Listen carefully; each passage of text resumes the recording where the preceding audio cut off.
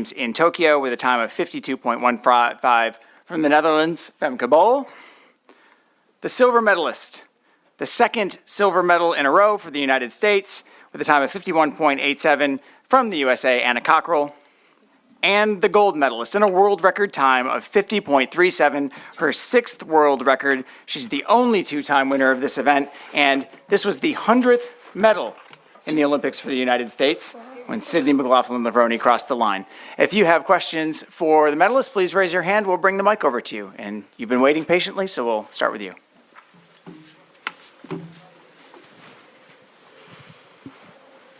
Tyler Dragon, USA Today. Congratulations to all of you. Sydney, this is your sixth time breaking your own world record. What keeps you motivated in the event, and will you consider switching to the Open 400 soon?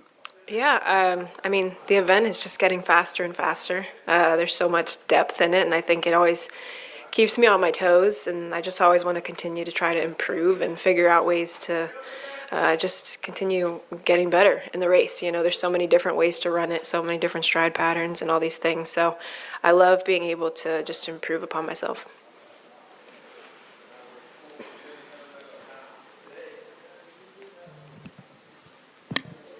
Hi, Denise, the Players Tribune. My question's for Anna. Before I start, I want to say I think your grandfather would be very proud.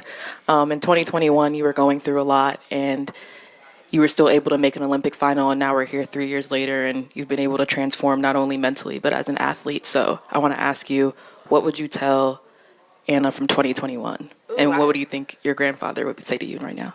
I'll start with the easy one. In 2021, what would I tell myself? Girl, get in that therapist's office immediately. Let's get this together. On a serious note, though, I think I was a person that was kind of inconsistent as far as I would go to therapy for a second and then be like, I'm cured. And then that's not how things work. And the progress, in my opinion, comes from continuing when you're not in crisis anymore. So I think the biggest difference from 2021 to now was just a real overall commitment to the work in every aspect of my life. On the track, of course, in the weight room, as far as my diet goes, but also just committing to the work on myself off the track. How do I become a better person? How do I become a person that is better equipped to handle the emotional highs and lows of training and of competing? What do I think my grandfather would say? My grandparents were laborers, man. They worked, and I think that they would be incredibly proud of the performance I put out there. It was gritty, and I think it was a good representation of who I am and the lineage I come from, and I think they would just be proud of me. Thank you for that question.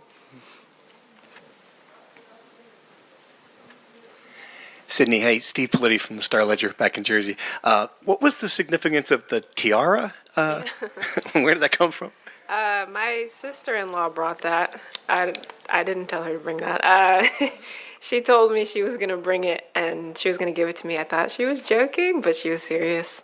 But no, just fun, just family, just, you know, just commemorating the moment. Really grateful she got to be here. My whole family got to be here, especially after Tokyo. Nobody's families were here, so I know it's just special to have them in the crowd. So love her. Yeah. And just as a follow-up, could you put this in perspective for your career? I mean, what does this one mean compared to some of the other accomplishments? Yeah, I think like I just said, it's special to know that your people are here, and to just have those moments that you can look back on when you're done running, you know, and to have those pictures with family and friends, whatever the outcome is. And so I think this was one of those things I was missing. You know, Rio, I didn't medal, and Tokyo, nobody was there. So I think this was my first real Olympics, and I'm grateful for that in its fullness. It's hard to see with the lights, but there's a gentleman standing up in the back. Thanks very much, Brian Mann with NPR. Sydney, this is for you, and I apologize. I'm not sure that I heard you correctly in the mix zone. It was really loud. But did you speak to your faith there and the role of faith in your competition? And if I just completely misunderstood you, then I apologize. Yeah, no, I mean, I credit all that I do to God. He's given me a gift. He's given me a drive to just want to continue to improve upon myself, and I have a platform, and I want to use it to glorify Him. And so whenever I step on the track, it's always the prayer of God, let me be the vessel in which you're glorified, whatever the result is, how I conduct myself, how I carry myself, not just how I perform. And so it's just freedom in knowing that regardless of what happens, He's going to get the praise through me. And, yeah, that's why I do what I do.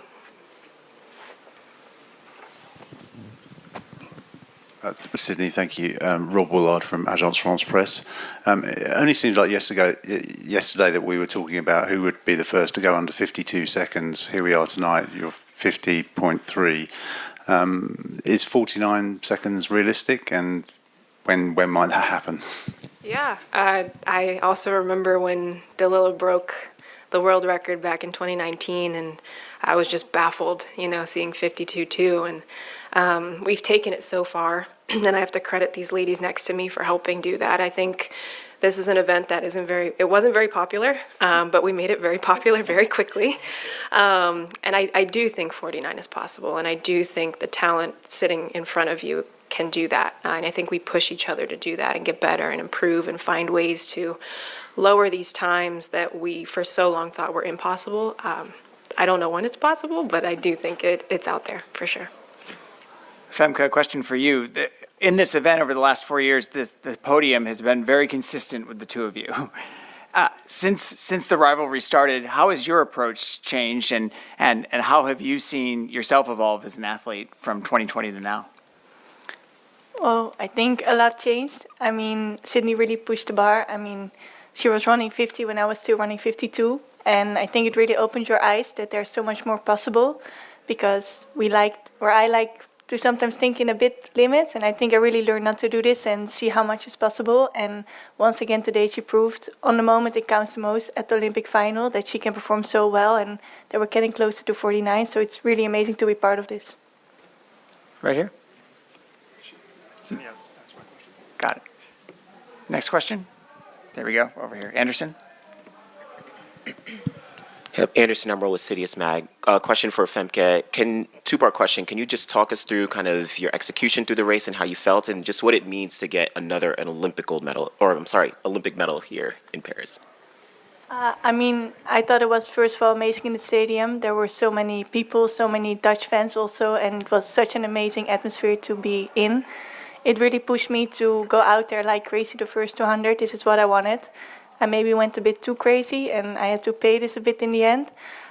So I died quite a bit. I'm not too happy about this, but it's 400 hurdles. You will always die at one point. And yeah, I think it's just amazing to get another medal, even my second one at this tournament already. And of course, I hope to upgrade my bronze medal, but I defended it this time.